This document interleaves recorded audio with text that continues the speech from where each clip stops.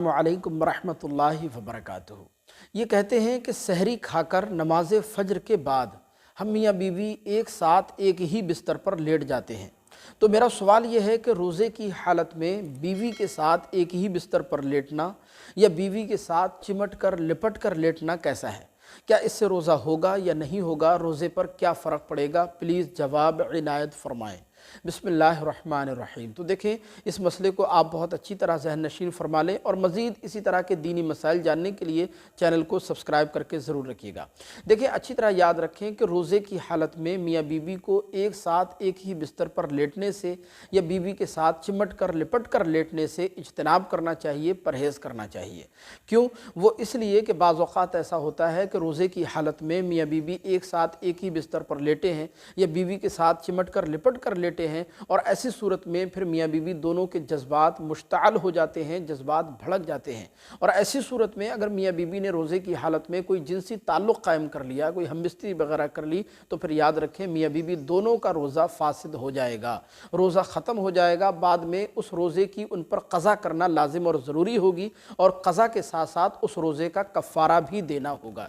इसलिए रोज़े की हालत में इस अमल से बचना ज़रूरी है।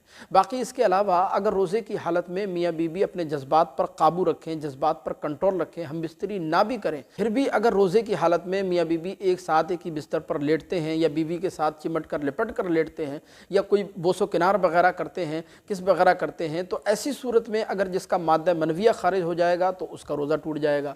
मिसाल के तौर पर शौहर का माद्दा मनविया खारिज हुआ, उसकी मनी खारिज हुई तो उसका रोज़ा टूट जाएगा। अगर बीवी का माद्दा मनविया खारिज हुआ तो उसका रोज़ा टूट जाएगा। अगर दोनों का माद्दा मनविया खारिज हो गया, दोनों की मनी खारिज हो गई, तो दोनों का रोज़ा जाता रहेगा, दोनों का रोज़ा टूट जाएगा।